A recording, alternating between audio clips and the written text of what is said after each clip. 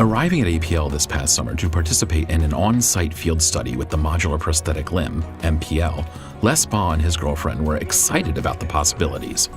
Accompanying them is Dr. Albert Chi, who, as part of the interdisciplinary team from the Johns Hopkins Hospital, performed the targeted reinnervation surgery necessary for today's visit. I went into the surgery knowing that he was going to move nerves in my chest. I remember when I first come out from under it, the pain I'd never had. I don't even remember the original being that much excruciating pain, but I imagine part of that my mind blocked out anyway. Les had lost both limbs in a freak electrical accident over 40 years ago and is excited to become the first shoulder-level amputee to have the MPL fully and wirelessly integrated into his body. Get started with really intensive training with our pattern recognition system.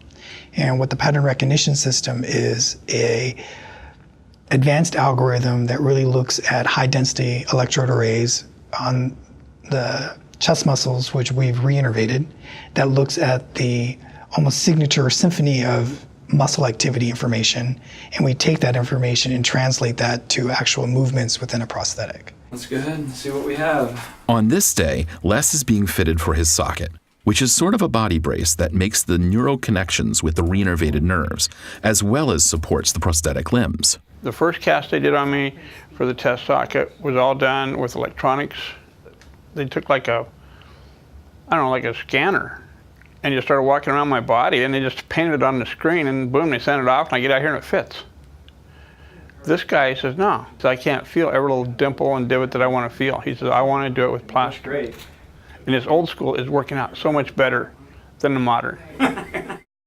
While the socket got its finishing touches, the team took the next step and had Les work with the virtual reality system that mimics the actual prosthetic arms. Relax. Let's do some elbow up. Good. Relax. A couple days later, the socket was back, and the arms were attached. Les and the team were about to make history. Once the training sessions were complete and they released me and let me be the computer, basically, to control that arm, I just go into a whole different world. I think we're just getting started at this point. It's like the early days of the internet. There's just a tremendous amount of potential ahead of us, and we've just started down this road, and I think the next 5-10 years are going to bring some really phenomenal advancements. Other milestones reached by the team were, this was the first time the MPLs were operated by a shoulder-level amputee at the full 3 degrees of freedom and with over 30 total degrees of motion on both sides with complete intuitive thought-based control. He has access to all of the different degrees of motion, shoulder, elbow, wrist, hand, but he still needs to select which one he wants to use. So he needs to position the shoulder, then the elbow, then the wrist, then the hand separately and rest in between. Maybe I'll be able to, for once, be able to put change in a pop machine and get the pop out of it. Simple things like that that most people never think of.